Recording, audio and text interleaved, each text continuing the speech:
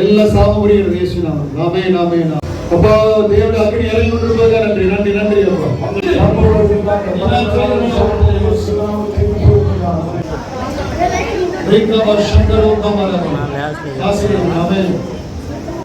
சிறுமையை மாற்றி போடுங்கப்பா.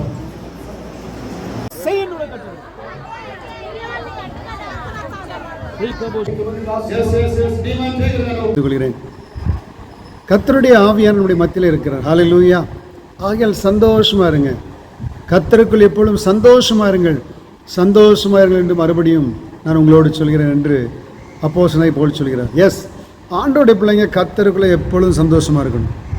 மதுபானத்தினால் அல்ல, போதை வஸ்துகளினால் அல்ல, கர்த்தருக்குள் ஜெபிப்பதில், உபவாசிப்பதில், வேதத்தை தியானிப்பதில், அவரோடு உள்ள ஆழமான உன்னத அனுபவத்தில் நாம் மகிழ்ச்சியாக இருக்க வேண்டும் என்று வேதம் நமக்கு தெளிவாக சொல்கிறது. அதனால் ஆண்டோடைய பிள்ளைங்க ஒவ்வொருவரும் கர்த்தருக்குள் மகிழ்ச்சியாக இருப்பது எப்படி என்று சொல்லி கற்றுக்கொள்ளுங்கள்.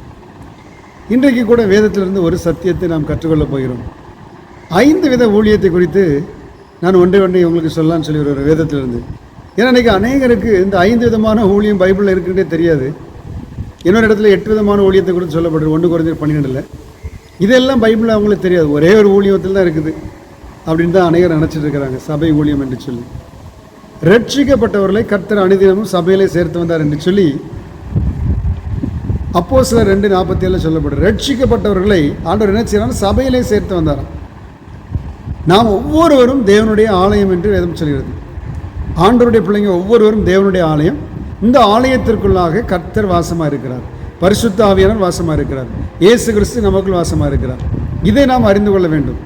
பாருங்க, ரட்சிக்கப்பட்டவர்களை கர்த்தர் எங்கே சேர்க்கிறார்? சபையிலே சேர்க்கிறார். இந்த சபையின் அங்கம் யார்? யாரெல்லாம் இயேசுவை உள்ளே ஏற்றுறாங்க அவங்களாம் தேவாலயம். அந்த தேவ ஆலயங்கள் தான் சபையினுடைய அங்கங்கள். ஹல்லேலூயா. இந்த சபையில் ஆண்டவர் சபையினுடைய பக்தி விருத்திக்காக, சபை சீர்படுவதற்காக, அதாவது பரிசுத்தவான்கள் சீர்படுத்துவதற்காக கர்த்தர் 5 விதமான ஊழியத்தை சபையில் வைத்திருக்கிறார். அது என்ன ஊழியம்? எபேசியர் 4:12-13 நீங்கள் வாசித்து பாருங்க. சிலரை அப்போஸ்தலராக, முதலாவது அப்போஸ்தலர், 2வது தீர்க்கதரிசிகள், 3வது சுவிசேஷகர்கள், 4வது மேய்ப்பர்கள், 5வது போதகர்கள். எத்தனை பேருக்கு தெரியும்? முதலாவது யார்? அப்போஸ்தலர்கள். இன்றைக்கி அப்போஸ்தலர்கள் எங்கே இருக்காங்கன்றே நிறைய பேர் தெரியாது. ஏன்னா அப்போஸ்தலர் ஊழியம் எண்ணப்படவில்லை, தீர்க்கதரிசன ஊழியம் எண்ணப்படவில்லை, தீர்க்கதரிசிகள் இல்லை என்ற ஒரு இதை உருவாக்கி விட்டுட்டாங்க. ஆனால் பரலோகம் இந்த அப்போஸ்தலரை உருவாக்குவதிலும், தீர்க்கதரிசிகளை உருவாக்குவதிலும், மேய்ப்பர்களை உருவாக்குவதிலும், சுவிசேஷத்தை உருவாக்குவதும் பரலோகமே பங்கு எடுக்கிறது. பரலோகம் தான் இதை செய்கிறது. அதனால் சரியான நேரத்தில் சரியான நபரை எழுப்பிக் கொண்டே இருக்கும். ஹல்லேலூயா. இந்த முதல் விரல் தான் அப்போஸ்தலன்னு சொல்லலாம். இந்த விரல் இல்லாமல் ஒரு அரிசி சிந்தினாலும் சரி தான், ஒரு பின்னு விழுந்தாலும் சரி தான், ஈஸியாக எடுக்க முடியாது, ரொம்ப கஷ்டம். அதே போல் இந்த சபையில் தூணே அப்போஸ்தலர்கள் தான். தூண்களாக எண்ணப்பட்ட பேதுரு, இவங்களாம் அப்போஸ்தலர்கள். இந்த அப்போஸ்தல ஊழியம் இல்லைன்னா சபையே இல்லை. ஏன்னா they are all the founder of the churches. அவங்கள தான் நம்ம என்ன சொல்லுவோம்னா சபையினுடைய ஆணிவேர் என்று சொல்லலாம், ஃபவுண்டர் என்று சொல்லலாம். அப்போஸ்தலர் அஸ்திபாரத்தின் மீது தான் சபையும் கட்டப்படுகிறது. அப்போஸ்தலரால் தான் சபையை உருவாக்குகிறோம். இந்த அப்போஸ்தலர் தான் இன்றைக்கி யாரும் மிஷினரிகள் என்று சொல்லி நிறைய இடத்துல அழைக்கப்படுறாங்க, அனுப்பப்பட்டவர்கள் என்று சொல்லி சபையை ஸ்தாபிக்கிறாங்க, மிஷினரிகள் என்று சொல்லி. அடுத்தது தீர்க்கதரிசிகள். இந்த தீர்க்கதரிசிகள் எப்படி வர்றாங்கன்னா அழைப்பிலை, தாயின் கர்ப்பத்திலே ஆண்டவர் அழைக்கிறார் தீர்க்கதரிசியாக. எரேமியா 1ஆம் அதிகாரம் நீங்கள் உங்களுக்கு தெரியும், 5 வசனத்தை வாசித்து பாருங்கள், அதில் சொல்லப்பட்டிருக்கு எரேமியாவுடைய அழைப்பு. ஆண்டவரே சிலரை தீர்க்கதரிசியாக அழைக்கிறார். தீர்க்க தரிசனம் சொல்கிறவர்கள் தீர்க்கதரிசி அல்ல, தீர்க்கதரிசியாக அழைக்கப்பட்டவர்கள். அந்நிய பாஷை பேசுகிற எல்லாருமே தீர்க்கதரிசனம் சொல்லலாம். தீர்க்கதரிசனம் பரிசுத்த ஆவியானுடைய நிறைவை பெற்ற ஒவ்வொருடைய வாயிலிருந்து வருகிற வார்த்தைகள் தான்.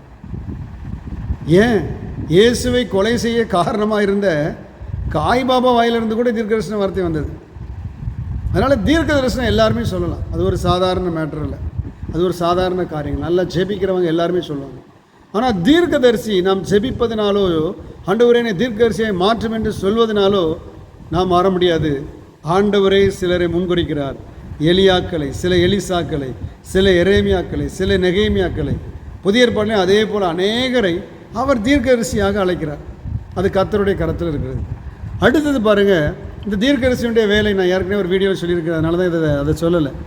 சுவிசேஷகர்களாக இந்த ரெண்டாவது பாருங்கள் தீர்க்கதரிசி, மூன்றாவது இந்த உயரமான இருக்கிற விரல் வந்து சுவிசேஷகர். இப்போ எங்கே பார்த்தாலும் ரெயின்ஹார்ட் போங்கன்னு எல்லாருக்கும் தெரியும். வேர்ல்டில் ஒரு மிகப்பெரிய சுவிசேஷகர். டிஜேஎஸ் தினகரன் ஒரு சுவிசேஷகர். நம்ம மோகன் சிலாசஸ் அண்ணை சுவிசேஷகர். இவங்க கொஞ்சம் பாப்புலராக இருப்பாங்க, எல்லோரும் தெரிகிற மாதிரி இருப்பாங்க. இப்போ ஆண்டவர் என்னையும் கூட சுவிசேஷகராக அழைத்திருக்கிறார். சுவிசேஷத்தை அறிவிப்பது இவர்கள் மேலே விழுந்த ஒரு கடமை. சுவிசேஷத்தை பிரசங்கியாதிருந்தால் எனக்கு ஐயோ. அது மாத்திரமல்ல, 5 விதமான ஊழியத்துக்கும் இந்த சுவிசேஷத்தை அறிவிக்கிற ஒரு கடமை கொடுக்கப்பட்டிருக்கிறது. அப்போஸ்தலராக இருந்தாலும் சரி தான், தீர்க்கதரிசியாக இருந்தாலும் சரி தான், சுவிசேஷகராக இருந்தாலும் சரி தான், மெய்ப்பராக இருந்தாலும் சரி தான், போதகராக இருந்தாலும் சரி தான், பைபிள் டீச்சராக இருந்தாலும் சரி தான், அதாவது போதகர் பைபிள் டீச்சர் யாருனாலும் கண்டிப்பாக சுவிசேஷத்தை அறிவிக்க வேண்டும். இயேசு கிறிஸ்துவே சமாரிய ஸ்திரிக்கு பர்சனலாக சுவிசேஷம் சொல்கிறார்.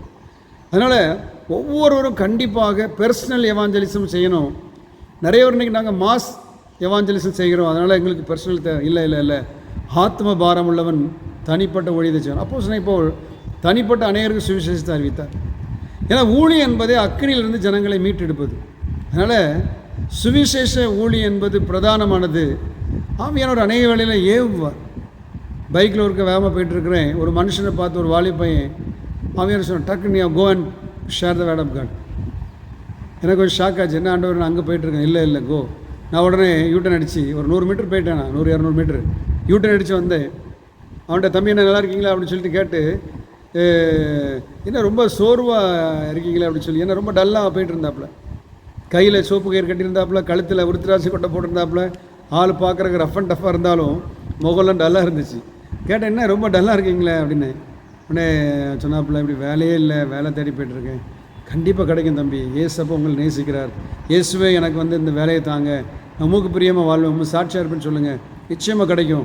இயேசு கிறிஸ்து உங்களை நேசிக்கிறார். ஏன்னா நான் அங்கே போயிட்டு இருந்தேன், என்ன திருப்பி போய் அந்த பையன்ட்ட இயேசுவை நேசிக்கிறேன்னு சொல்லிடான்னு சொல்லி அனுப்பிவிட்ருக்காரு. உங்களுக்கு இந்த வேலை கிடைக்கும், இயேசுவை நேசிக்கிறார். Okay, God bless you. அதனால் இயேசுவை பின்பற்றுங்க, இயேசுவை நம்புங்கன்னு சொல்லி அனுப்பிவிட்டேன். இந்த சுவிசேஷ வேலை டெய்லி செய்ய வேண்டியது, எப்பவும் செய்ய வேண்டியது, என்றைக்கு ஒரு நாள் அக்கேஷன் அல்ல, அது ஒவ்வொரு மேலே விழுந்த ஒரு கடமை. அடுத்தது ஆண்டவர் போதகர்களாக அநேகர் வைத்திருக்கிறார். 4வதாக தான் பைபிளில் இந்த லிஸ்ட்டில் போதகர்களுக்கு 4வது இடத்தை தான் வேதம் பரிசுத்த ஆவியானவர் கொடுத்துருக்கிறார். உங்களுக்கு நல்லாவே தெரியும் போதகர்னால் யாருன்னு சொல்லிட்டு. மெய்ப்பர்னால் யாருன்னு தெரியும். ஒரு சபையை மெய்ப்பவர்கள், சபையை சத்தியத்துக்குள் நடத்துகிறவர்கள். இவர்கள் சத்தியத்தின் தூண்களாக இருந்து சரியான சத்தியத்துக்குள்ளே வளர்க்கணும். சுவிசேஷகர் மோட்டிவேஷன்லாம் மெசேஜ் பண்ணுவாங்க, இயேசு அற்புதம் செய்வார்னு சொல்லுவாங்க. ஆனால் சபையில் ஒரு போதகருடைய மெய்ப்பருடைய வேலை என்னென்னா பக்தி விருத்திக்கு ஏதுவாக இந்த ஜனங்கள் நடத்தணும். ஜனங்களுடைய ஸ்பிரிச்சுவல் கேரக்டரை உருவாக்குறதுல முக்கிய பங்கு வகிக்கணும். ஆவியின் கனிகள் வெளிப்படுவதில் கவனமாக இருக்கணும். எந்தெந்த ஆடு பலவீனமாக இருக்குது, எந்த ஆடு பலனாக இருக்குது, எந்த ஆடு மேய்ச்சல் இல்லாமல் இருக்குது, நசல் கொண்டதாக இருக்குது, வியாதியாக இருக்குது, இதெல்லாம் பார்த்து ஒரு மெய்ப்பன் எப்படி அந்த ஆடை கேர் பண்ணி வளர்க்குறானோ அதே போல் ஒவ்வொரு ஆத்துமாக்களை பரலோகத்தை நோக்கி கிறிஸ்துவை நோக்கி வளர்ப்பது, கிறிஸ்துவுக்குள்ள முதிர்ச்சி அடைய வைப்பது தான் அந்த